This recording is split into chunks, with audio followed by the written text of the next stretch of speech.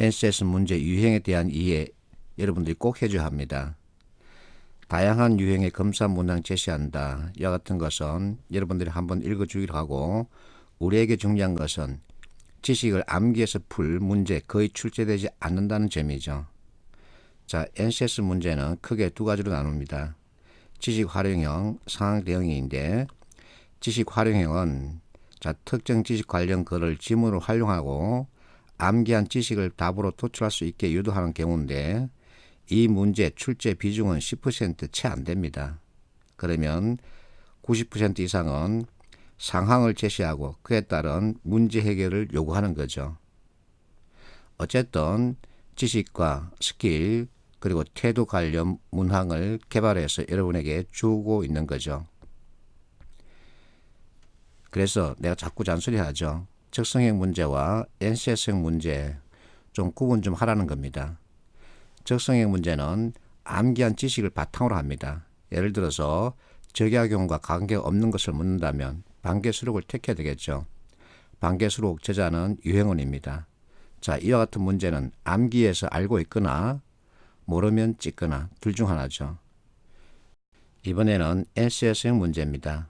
자, 발문에 어쩌고 하고 나와 있는데 무엇을 울려야 하나 하고 울림의 대상을 묻고 있죠. 자, 이 4개의 신체 기관 가운데 울림의 대상은 무엇일까요? 기죠. 근데 10명 중에 6명이 눈을 택했습니다. 이것은 사실입니다. 내가 운영하고 있는 카페에 이 문제를 그대로 올렸습니다. 그리고서 답을 나에게 보내라고 했죠. 했더니 10명 중에서 6명이 눈을 택해서 답을 정하고서 나에게 그 이유를 설명했습니다. 이게 현실입니다. 그래서 문제를 보는 눈 그리고 문제 유형에 대한 이해 제대로 잡아야 합니다. 자꾸만 잔소리하죠. NCS는 지식 암기 아니다. 앞에서 얘기했듯이 10% 정도밖에 출제되지 않습니다. 자, 지원자 A, 지원자 B가 있습니다. 똑같은 문제를 만났습니다. 로봇 관련 문제 만났습니다. 그런데 지원자 A는 로봇에 대한 지문이 나왔다고 로봇을 공부하겠답니다. 지원자 B는 상황에 따라 판단하는 문제였다. 똑같은 문제를 받았는데 분명하게 다르죠.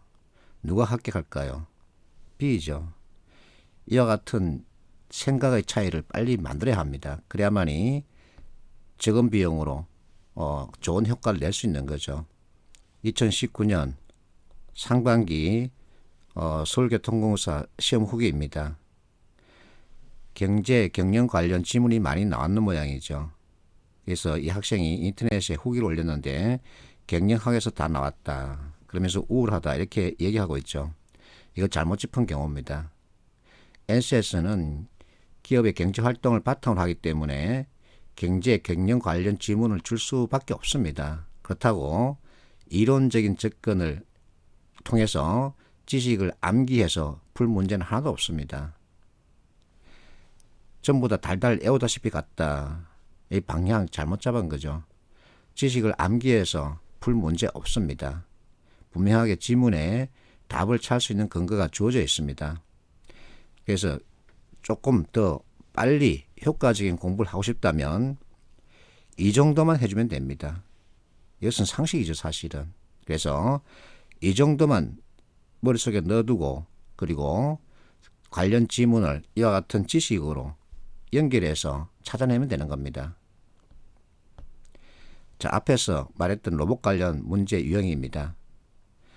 성능이 좋은 로봇과 좋지 않은 로봇을 고르라는 거죠. 그러면서 그 판단 기준을 주고 있습니다. 별이 많은 숫자를 세고 네모가 많은 숫자를 세면 되는 거죠. 그러면 답은 EF죠. 이건 누가 풀지 못하겠습니까? 이렇게 출제되고 있는데 이 같은 문제를 만나면 이제 로봇 공부하러 가는 겁니다. 잘못된 판단을 하고 있는 거죠. 그래서 우리에게 필요한 것은 그동안 학교에서 익힌 지식을 활성화시키는 능력, 이것을 갖추는 겁니다. 그래서 이것을 갖다 소프트 스킬이라 그러죠. 자, 따라가겠습니다. 그래서 상황을 읽어낼 줄 알아야 합니다. 그럼 무엇을 준비해야 되나?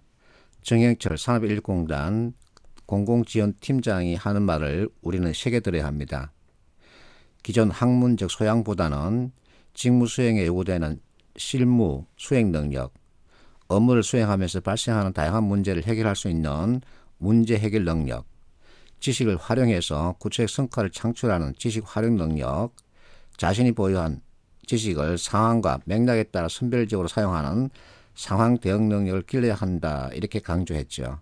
자, 이분은 NCS를 만드는 과정에 참여해서 NCS를 완성한 다음에 각 기업체에 전파하면서 왜 필요한지 어떻게 할 것인지를 알리고 실제 적용해서 보여줬던 인물이죠. 자, 상황을 제시한답니다. 그럼 신문기사를 보겠습니다. 어떤 상황이 주어졌을 때, 자, NCS 문제는 대개 상황을 주고 있죠.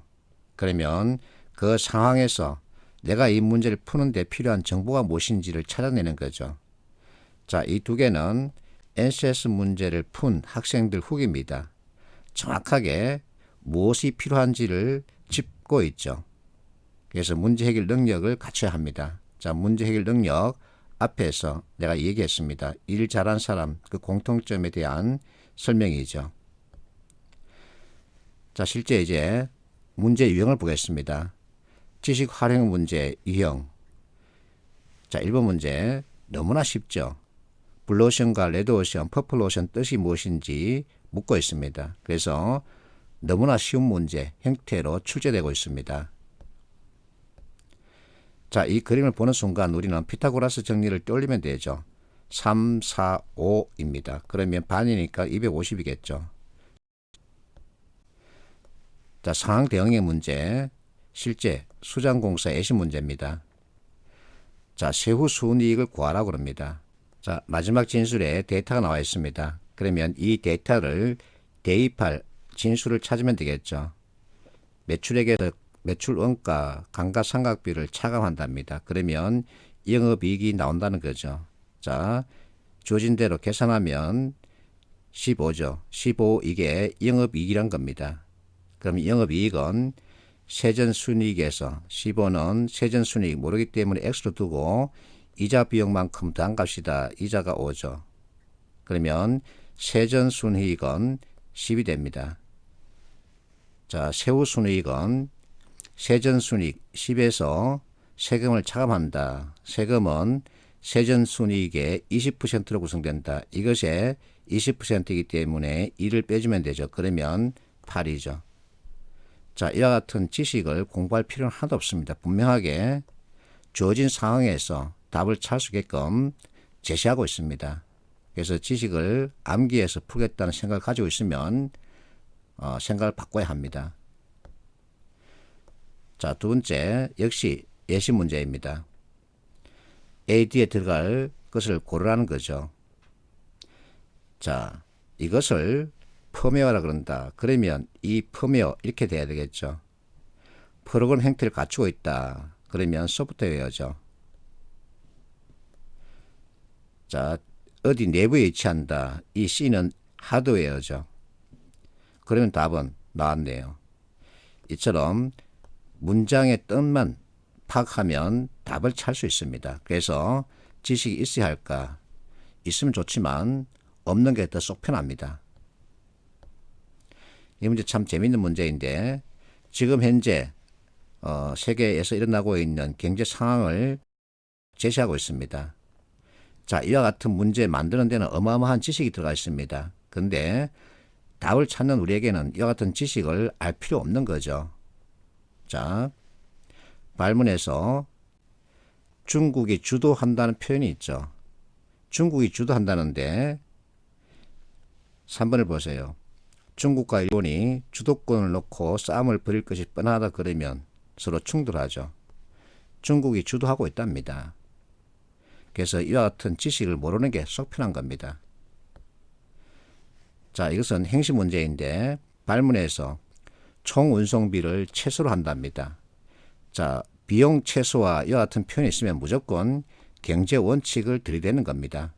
경제 원칙은 비용 최소, 효과 최대죠. 자, 어쨌든 우리는 경제 활동을 하고 있기 때문에 이 경제 활동의 원칙에 따라야 합니다. 경쟁을 펼치면 제일 먼저 만나는 원칙이 바로 경제 원칙이죠. 자, 여기 비용 관련 정보가 있습니다. 자, 각 요소 3개 가운데 흑연이 가장 많이 들어가고 있죠. 그래서 요소 단위가 가장 큰 흑연을 최소화시켜버리면 됩니다. 자, 얼마죠? 제로죠. 이 말은 흑연 산지에다 공장을 지으면 흑연 운송비가 제로 되기 때문에 총 운송비는 최소화가 된다는 얘기죠. 그래서 세상은 알면 쉽고 모르면 어려운 겁니다. 시멘트 공장이 강원도 그리고 경상북도 산지에 있는 이유를 여러분들이 생각하면 됩니다. 그래서 이 복잡한 내용 계산해서 풀 거냐 아니면 경제 원칙 가지고 판단할 거냐 이것을 요구하는 겁니다. 자, 대응형 문제 마지막 이 지문에서 찾을 수 있는 것 없는 것 이렇게 나눠서 보면 됩니다. 기업들이 투자처를 찾지 못하고 있다. 자, 사업 재편을 벌였답니다. 그런데 직원 수와 인건비는 오히려 줄었다는 거죠. 이 얘기는 투자할 곳이 없다라고 의미를 부여할 수 있습니다. 근로자 임금 인상은 인색한 편이다. 자, 가구별 근로소득 증가율은 뚝 떨어지고 있는데 지금 주주들에게는 아주 크게 배당을 하고 있죠. 그래서 이렇게 대조시키면서 의미를 부여할 수 있죠. 대형 우량 주식에 투자한 투자들 살판났다. 왜? 그만큼 배당을 많이 해주고 있다. 이것을 가지고 논할 수 있죠. 4번이 답인데 노동소득 분배율 이게 전체 매출을 뜻하죠. 이 매출에서 노동자에게 돌아가는 몫은 높아지고 있군. 자, 가구 소득 증가율은 뚝 떨어지고 있습니다. 그 상태인데 높아지고 있다. 이렇게 표현한 것 자체도 잘못이고 매출에 대한 정보가 없습니다. 그래서 이것은 판단할 수 없죠. 이렇게 여러분들이 제대로 볼 줄 알아야 합니다.